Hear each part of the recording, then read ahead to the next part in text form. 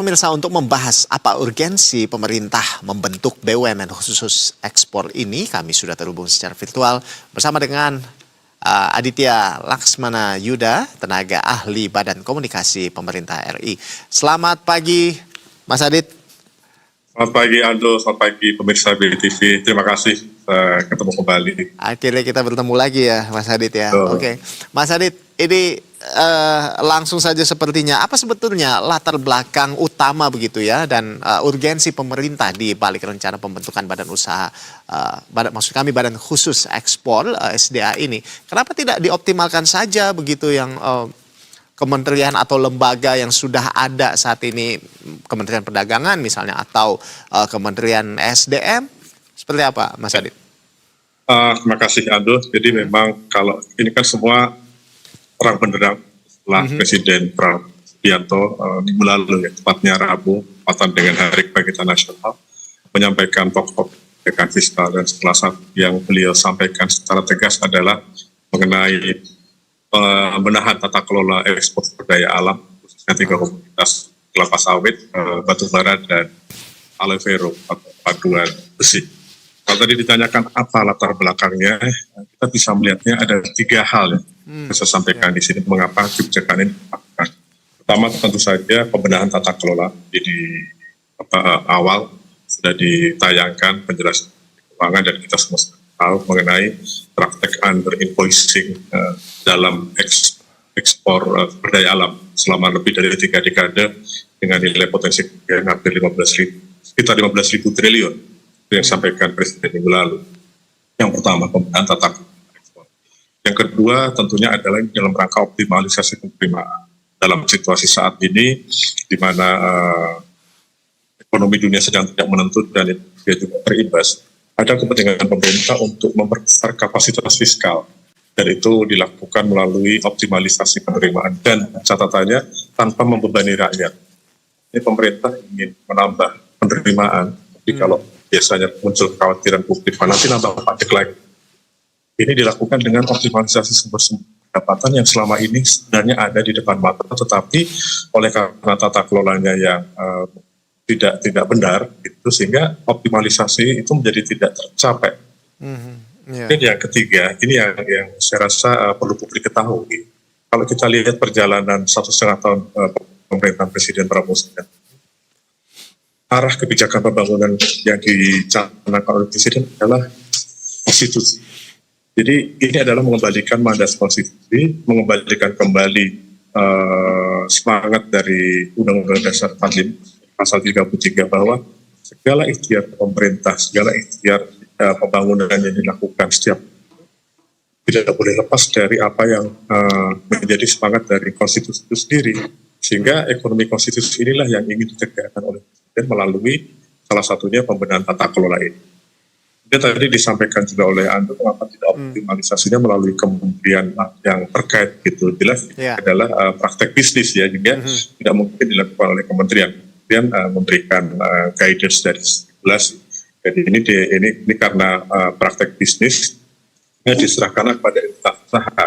Dalam hal ini tentu Presiden pemerintah memiliki instrumen untuk melalui BUMN. Jadi itu dari kenapa latar belakang dari kebijakan. Baik, Mas Adit. Ini lalu bagaimana pembagian tata kelola antara badan baru ini dengan kementerian teknis existing agar tidak terjadi tumpang tindih begitu atau overlapping fungsi?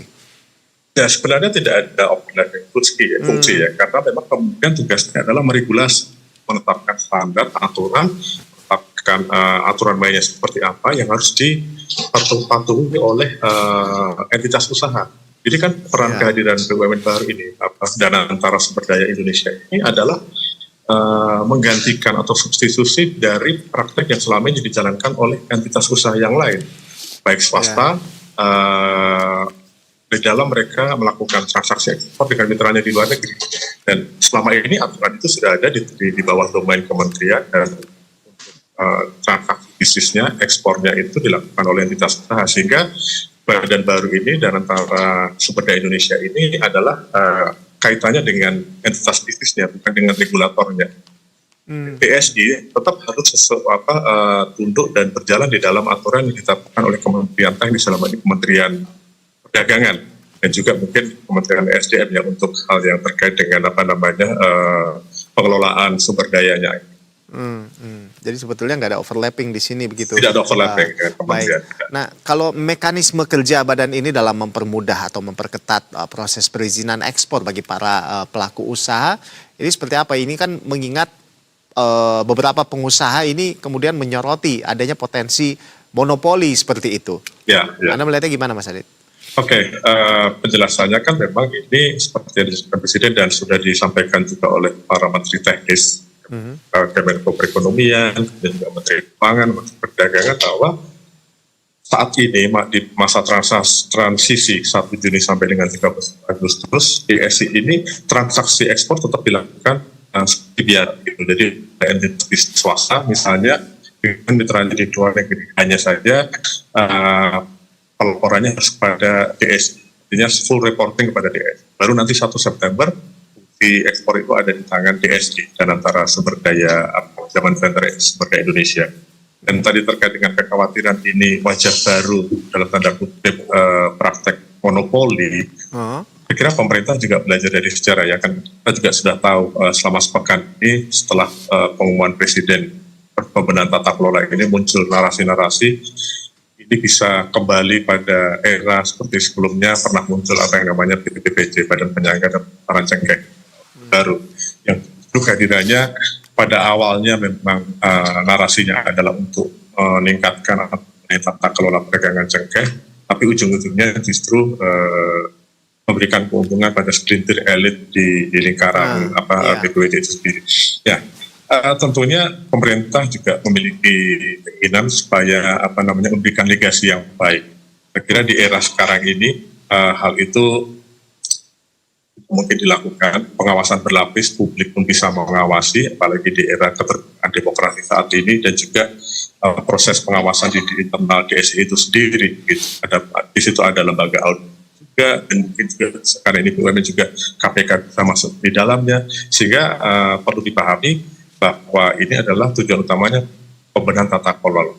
Dan kalau kita bicara tadi ada kecurigaan atau kekhawatiran, kita juga perlu memahami konsepsi penyusunan atau kebijakan publik. Ini adalah sebuah kebijakan publik yang pemerintah tentu tidak hanya memiliki satu opsi di dalam pembenahan tata kelola ini, sejumlah opsi, dan dari situ tentu akan ada dipertimbangkan mana opsi yang paling banyak memberikan manfaat bagi perekonomian negara dan mana opsi yang memiliki paling sedikit celah penyimpangan dan di pemerintah memiliki peluang besar untuk menurunkannya.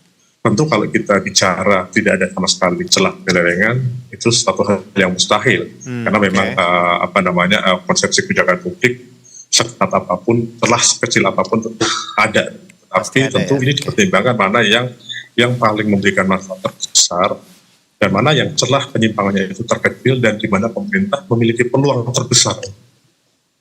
Saya kira spirit dari penyusunan kebijakan publik ini juga dipahami oleh masyarakat semuanya, sehingga bisa memahami bahwa pilihan-pilihannya adalah pilihan yang terbaik dari upaya pemerintah untuk membenahi tata kelola dan tadi mengembalikan martabat konstitusi di dalam pengelolaan ekonomi negara. Ya. Lihat paling menguntungkan mana celah paling kecil seperti itu ya. Sekali. Dibilang celah pasti selalu ada seperti itu. Pasti selalu Mas ada. Adit. Tidak ada kebijakan yang sangat ideal, yang sempurna 100%. Kita sadari itu. Iya, nah tentunya kan tantangan terbesar kebijakan itu ada pada pelaksanaan di lapangan begitu ya Mas ya. Terutama resistensi dari pelaku usaha yang selama ini terbiasa bergerak bisa dibilang tanpa pengawasan ketat negara begitu. Nah seperti apa jaminan pemerintah tidak menambah rantai birokrasi baru yang justru memperlambat kegiatan usaha? Yang pasti semangat dari pembenahan tata kelola ini adalah pemerintah tidak mengambil alih peran entitas usaha yang selama ini sudah berjalan. Tidak ingin menggantikan itu, hanya peran ekspornya itulah yang diambil oleh negara dengan pertimbangan selama ini ada pangan, ada kebocoran penerimaan negara. Jadi hanya pada fase itu pemerintah tetap menempatkan swasta atau entitas bisnis lain yang bergerak di bidang pengelolaan sumber daya sebagai mitra.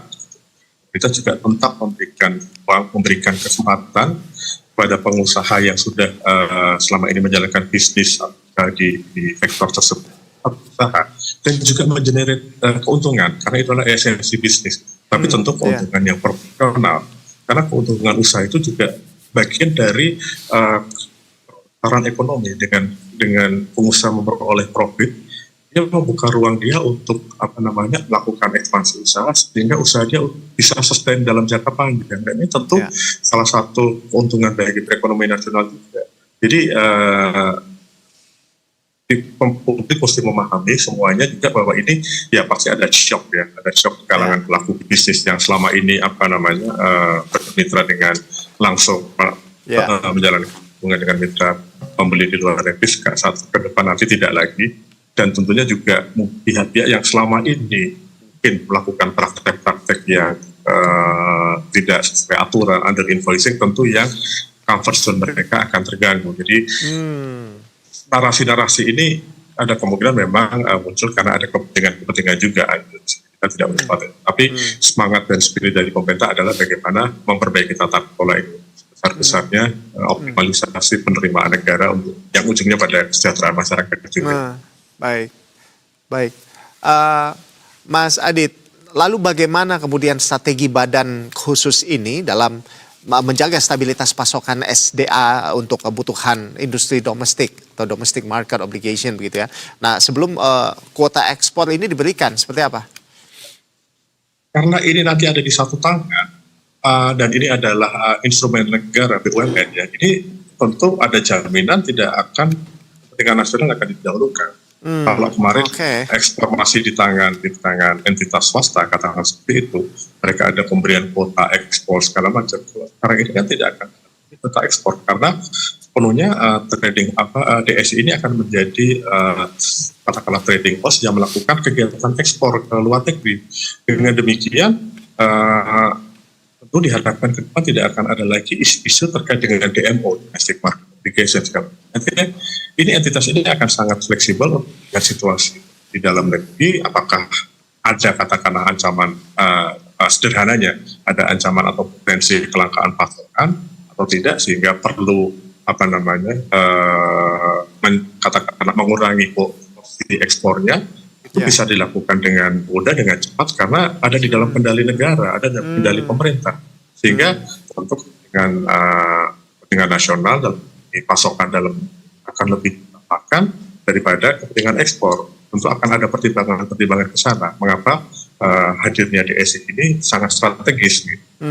Karena memang dipantau langsung oleh negara seperti itu. Iya betul. Baik. Ya, karena ini adalah instrumen negara. Iya, baik karena instrumen negara dipantau langsung oleh negara. Baik, Mas Adit ingin berbicara lebih panjang lagi sepertinya seru sekali tapi waktu juga yang membatasi kita. Terima kasih Mas Adit telah bergabung bersama kami pagi ini. Aditya Laksmana Yuda, sukses, sehat selalu Mas Adit. Kita jumpa lagi nanti. Terima kasih Ando, sampai jumpa lagi. Selamat pagi.